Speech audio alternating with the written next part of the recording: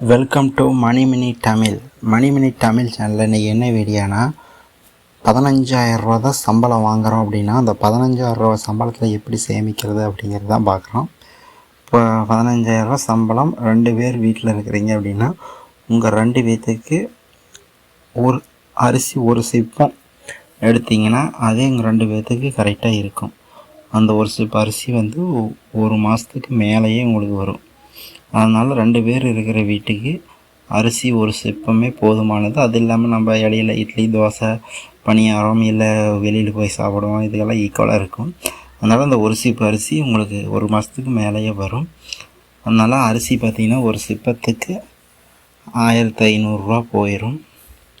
அடுத்தது பார்த்திங்கன்னா மளிகை செலவு, க்ராசரி, இதுக்கு பார்த்திங்கன்னா எப்படியும் ஒரு 3,000 போயிடும். சோப்பு, ஆயிலு, பவுட்ரு, இந்தமாரி பருப்பு, உப்பு, இந்தமாரி சின்ன சின்னது மளிகை செலவெல்லாம் இருக்குது. நீங்கள் ஹார்லிக்ஸ் வாங்குவீங்க, இந்தமாரி பருப்பு, பச்சை பயிறு, நிறைய இருக்குது. நம்ம சாம்பார் பொடி, இந்தமாரி ஆயில் ஐட்டம் இதெல்லாம் சேர்த்து ஒரு 3,000 போயிருந்து வைங்க. இது இல்லாமல் காய்கறி தனியாக இப்போ தக்காளி, வெங்காயம், ஒரு காய்கறி, கீரைகள், இதெல்லாம் வந்து காய்கறி வெஜிடபிள்ஸு. இந்த வெஜிடபிள்ஸுக்கு பார்த்தீங்கன்னா அதுக்கு வந்து மாதம் எப்படியும் 1,500 போயிடும்.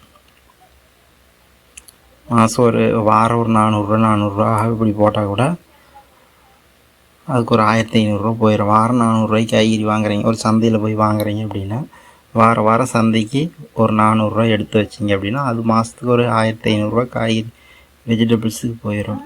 அப்புறம் கறி எடுக்கிறீங்க அப்படின்னா கறி பார்த்தீங்கன்னா நீங்கள் வந்து 1 கிலோ 1/2 கிலோ ஆட்டுக்கறி அடிக்கிறீங்கன்னா 400 வருதுன்னு வைங்க. அதே 4 வாரத்துக்கு எவ்வளோ, 1,600 வருது. இதே நீங்கள் கோழிக்கறி எடுத்தீங்க அப்படின்னா இதை விட ரொம்ப கம்மியாகும். அதனால் ஆட்டுக்கறி எடுத்தீங்க அப்படின்னா கறி வந்து 1 கிலோ 700 800 இப்படி விற்கிது ஆட்டுக்கறி. அதனால் உங்களுக்கு வந்து 1/2 கிலோ ஆட்டுக்கறி எடுத்திங்கன்னா வாரம் 1/2 கிலோ ஆட்டுக்கறி இப்படி எடுத்திங்கன்னா ஒரு மாதத்துக்கு 1,600 இதில் போகுது. அடுத்தது பார்த்திங்கன்னா சிலிண்ட்ரு, கேஸ் சிலிண்ட்ரு. இது வந்து ஒரு சிலிண்ட்ரு வாங்கினீங்கன்னா உங்களுக்கு 2 மாதத்துக்கு வருது. இப்போ எவ்வளோ ஒரு சிலிண்ட்ரு 1,000 வருதுங்களா, 900 1,000 இப்படி வருது. 1,000 வைங்க. 1,000 ஒரு சிலிண்ட்ரு எப்படியும் குறைஞ்சபட்சம் 2 மாதத்துக்கு கன்ஃபார்மாக வரும். 3 மாதத்துக்கு கூட வருது, ஆனால் 2 மாதம் கன்ஃபார்மாக வரும். அப்படி சிலிண்ட்ரு பார்த்திங்கன்னா ஒரு நாளைக்கு கணக்கு போட்டிங்கன்னா 500 வருது. அப்புறம் உங்கள் பெட்ரோல் செலவு, வெளியில் போய் சாப்பிட்ற பெட்ரோல் செலவு பார்த்திங்கன்னா நீங்கள் வேலைக்கு போகிறீங்க, கொஞ்சம் தூரம் போகிறீங்க, அதுக்கப்புறம் பஸ்ஸில் போகிறீங்க அப்படிங்கிற மாரி. அப்புறம் அந்த பெட்ரோல் செலவு பார்த்திங்கன்னா அது மாதத்துக்கு ஒரு 1,500 வரும். அப்புறம் உங்கள் மொபைல் ரீசார்ஜ், அதுக்கு மினிமம் நீங்கள் வந்து இந்த 15,000 சம்பளத்தில் நீங்கள் 300 தான் ரீசார்ஜ் பண்ணணும். இதுக்கு மேலே நீங்கள் பண்ணக்கூடாது. 300 350 பண்ணலாம். அதிகபட்சம் அன்லிமிட்டெட் செல்லாக இருந்தால் 350 பண்ணலாம். இல்லை 5G செல் இல்லை 4G செல்லுன்னா 300 பண்ணினா போதும். 2 செல்லுக்கு 300 600 வந்துடும். அப்புறம் உங்களுக்கு டிவி ரீசார்ஜ், அதுக்கு எப்படி ஒரு 300 போயிடும். கேபிளாக இருந்தாலும் சரி, கொடை டிவி கொடையாக இருந்தாலும் சரி, சன் டைரக்ட், டிஷ் டிவி இந்தமாரி எதாக இருந்தாலும் சரி, அதுக்கு ஒரு மாதம் 300 போயிடும். அப்புறம் இபி பில்லு நீங்கள் யூஸ் பண்ணுறத பொறுத்து அதுக்கு ஒரு 200 300 வரும்னு வைங்க.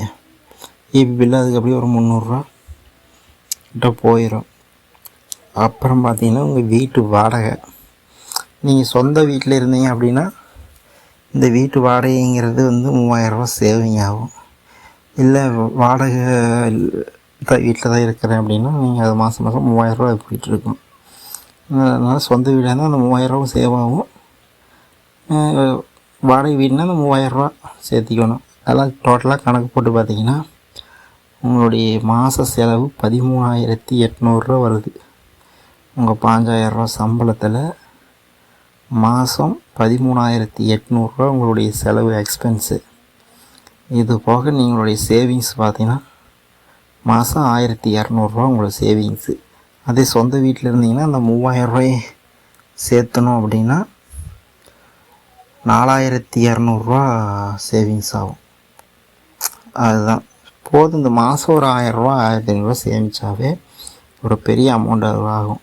இந்த சேமிப்பு நீங்கள் ஏதாவது ஒரு இன்வெஸ்ட்மெண்ட்டாகவும் பண்ணலாம், இல்லை சேவிங்ஸ் வச்சாலும் பண்ணலாம். இந்த 15,000 சம்பளத்தில் இப்படி இருந்தால் தான் நம்ம வந்து ஃபேமிலியை ரன் பண்ண முடியும், குடும்பத்தை ஓட்ட முடியும்.